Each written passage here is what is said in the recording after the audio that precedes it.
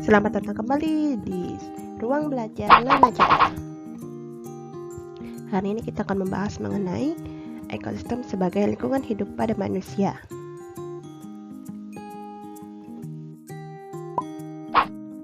Ada 5 hal yang akan dibahas mengenai pengertian dari jenis ekosistem, komponen biotik dan abiotik dalam suatu ekosistem, kemudian keseimbangan ekosistem, siklus unsur pada ekosistem, dan juga pelestarian ekosistem. Yang pertama, pengertian dan jenis-jenis ekosistem.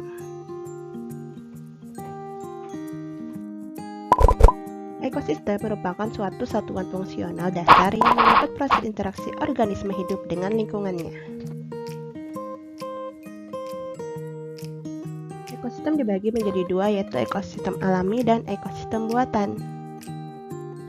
Ekosistem alami terbagi lagi menjadi ekosistem darat dan juga ekosistem air. Ekosistem darat contohnya hutan hujan tropis, hutan gugur, padang rumput, savana, taiga, tundra, dan gurun. Sedangkan ekosistem air tentu saja adalah ekosistem yang memiliki daerah perairan seperti pantai, terumbu karang, laut, estuari, sungai, rawa, danau, serta padang lamun. Nah, berbeda dengan ekosistem alami, kalau ekosistem alami adalah ekosistem yang terjadi secara alami, sedangkan ekosistem buatan adalah ekosistem yang terbentuk melalui campur tangan manusia. Contohnya, bendungan, sawah, perkebunan, tambak, hutan tanaman produksi, permukiman, taman hutan raya, taman safari, suaka marga satwa, kebun binatang, kolam ikan, danau buatan, agrowisata, dan lain-lain. Bahasan yang kedua, komponen biotik dan abiotik dalam suatu ekosistem. Jadi komponen ekosistem itu terbagi menjadi dua, yaitu komponen biotik dan komponen abiotik. Komponen biotik adalah berbagai komponen di dalam ekosistem ini yang terdiri dari makhluk hidup, sedangkan komponen abiotik adalah terdiri dari makhluk yang tak hidup atau benda mati ya. Dan di sini bisa dilihat komponen biotik itu contohnya seperti protista, tumbuhan, hewan, fungi, bakteri, dan juga manusia ya. Sedangkan abiotik itu adalah contohnya air, tanah, kemudian cahaya, mineral, air, dan juga udara ya. Jadi tanah, air, udara, cahaya, dan mineral. Misalnya kelembapan, kemudian kecerahan air, kelembapan udara, kemudian intensitas cahaya matahari dan sebagainya, itu adalah contoh dari komponen abiotik. Jadi kita lanjutkan. Jadi di sini contohnya pada gambar bisa dilihat komponen abiotik itu seperti cahaya matahari, kemudian temperatur atau suhu, presipitasi, kemudian kelembapan udara, kemudian juga tanah, air, dan sebagainya. Sedangkan komponen biotik itu terdiri dari produsen primer, herbivora, karnivora, omnivora, dan juga detritivora. Selanjutnya yang ketiga adalah keseimbangan ekosistem. Keseimbangan ekosistem. Di sini kita akan pelajari bahwa segala yang ada di alam berjalan menurut hukum keseimbangan, saling memberi dan juga menerima. Keseimbangan ekosistem terjadi apabila komponen-komponen ekosistem tersedia dalam jumlah yang cukup dan berfungsi sesuai karakteristik masing-masing. Komponen ekosistem terdiri dari komponen biotik serta komponen abiotik. Ada 4 konsep dasar pemahaman keseimbangan ekosistem. Yang pertama adalah konsep aliran energi, yang kedua konsep biomasa, yang ketiga konsep daur geokimia, dan yang keempat adalah konsep suksesi dan klimaks. Yang keempat, siklus unsur pada ekosistem.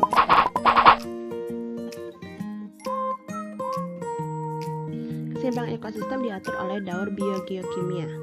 Daur biogeokimia merupakan perpindahan unsur-unsur kimia melalui makhluk hidup dan lingkungan abiotik berupa tanah dan air misalnya. Nah, Daur biogeokimia dikenal juga dengan istilah siklus biogeokimia atau siklus unsur. Ini ada beberapa bagian dari daur biogeokimia, yaitu siklus air atau daur air, daur karbon, daur nitrogen, daur oksigen, daur fosfor, dan juga daur sulfur. Siklus air atau dikenal juga dengan siklus hidrologi adalah sirkulasi air yang tidak pernah berhenti dari atmosfer ke bumi dan kembali ke atmosfer melalui proses kondensasi, kemudian juga presipitasi, lalu evaporasi, dan juga transpirasi. Prosesnya melalui pemanasan air laut oleh sinar matahari, kemudian air berevaporasi, kemudian jatuh sebagai presipitasi dalam bentuk hujan salju, hujan es, dan juga salju slate, hujan gerimis ataupun kabut. Nah, setelah proses turunnya air-air yang berbagai bentuk itu, kemudian dia masuk ke dalam tanah, bergerak ke pori tanah, ke batuan, dan sebagainya, kemudian mengisi air-air permukaan. Nah, dari air permukaan ini kemudian mendapat panas lagi dari matahari dan kembali melaksanakan proses yang berulang.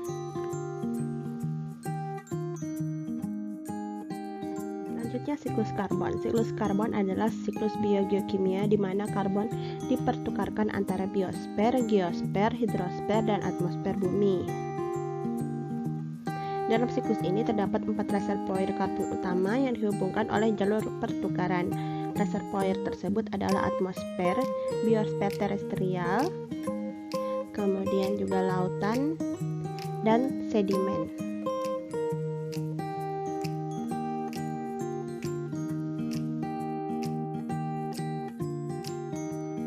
Selanjutnya siklus nitrogen. Siklus nitrogen adalah suatu proses konversi senyawa yang mengandung unsur nitrogen menjadi berbagai macam bentuk kimiawi yang lain.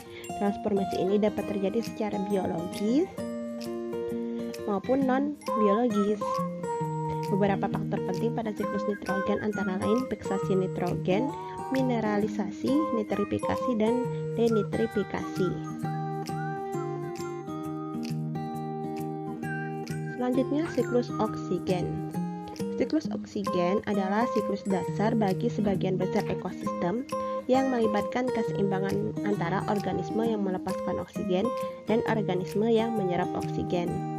Pada sistem dan lingkungan, istilah oksigen digunakan dan mengacu pada oksigen diatomik yang merupakan molekul yang terdiri dari 2 atom oksigen.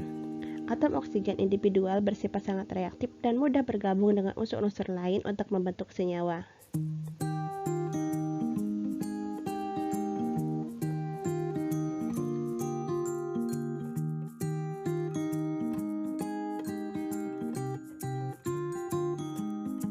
Kemudian siklus fosfor atau daur fosfor. Daur fosfor merupakan suatu proses di mana fosfat anorganik diubah menjadi fosfat organik dan kemudian secara terus-menerus dikembalikan ke fosfat anorganik tanpa adanya istirahat. Jadi siklus fosfor atau daur fosfor adalah salah satu jenis biogeokimia. Selain siklus air, siklus karbon, siklus oksigen, siklus nitrogen, dan siklus sulfur yang terjadi di bumi. Siklus fosfor merupakan sebuah rangkaian pergerakan fosfor yang melalui bidang ekosistem litosfer, hidrosfer, dan biosfer. Fosfor adalah mineral penting yang dapat kita temukan di seluruh hewan dan tanaman. Selain itu, fosfor juga dapat ditemukan di dalam air, tanah, dan sedimen, namun tidak dapat ditemukan dalam kandungan udara. Siklus fosfor adalah siklus paling lambat jika dibandingkan dengan siklus biogeokimia yang lainnya. Fosfor masuk dalam lingkungan dari batuan serta deposit. Batuan fosfat dikenal dengan nama apatit dan sumber fosfor dari deposit diperoleh dari fosil tulang dan kotoran burung. Berikut adalah aliran materi pada siklus sulfur. Siklus sulfur merupakan contoh aliran materi tipe sedimenter. Aliran materi pada siklus sulfur dimulai dari pembentukan sulfur pada kerak bumi dan atmosfer hingga melalui proses makan dan dimakan. Lalu tumbuhan menyerap unsur sulfur dalam bentuk sulfat atau SO4. Aliran materi berkaitan erat dengan aliran energi. Lalu aliran materi juga terjadi di dalam sel makhluk hidup. Kemudian aktivitas manusia juga dapat mempengaruhi aliran materi. Yang terakhir, pelestarian ekosistem. Pelestarian ekosistem sama dengan pelestarian lingkungan hidup, karena dengan melestarikan lingkungan hidup maka akan bisa melestarikan ekosistem. Nah, ini adalah berbagai upaya pelestarian. Yang pertama, pelestarian tanah melalui pengolahan tanah dengan benar seperti dibajak sehingga tanah tata drainase dan tata udara baik, kemudian tidak memupuk secara berlebihan, kemudian tidak membuang sampah yang sukar diurai di dalam tanah, lalu juga melakukan terasering pada lahan miring, dan lain-lain.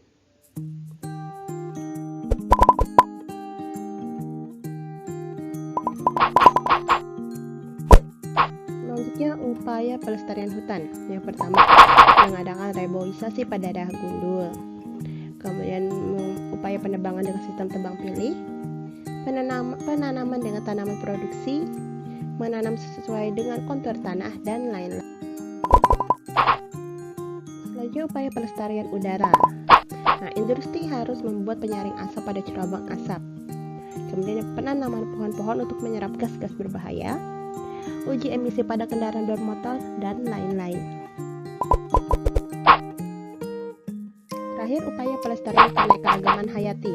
Yang pertama, membudayakan tanaman langka, membuat suaka marga satu untuk melindungi fauna. Kemudian, menetapkan cagar alam dan taman nasional, penetapan hutan lindung dan taman nasional, dan lain-lain sebagainya. Begitu banyak hal yang bisa kita lakukan untuk bisa menjaga lingkungan. Yang paling pertama adalah jangan membuang sampah sembarangan. Buanglah sampah ke tempatnya. Kalau bisa, berpisah sampah, mana sampah yang bisa didaur ulang dan sampah yang tidak bisa didaur ulang. Save our ecosystem, save the planet.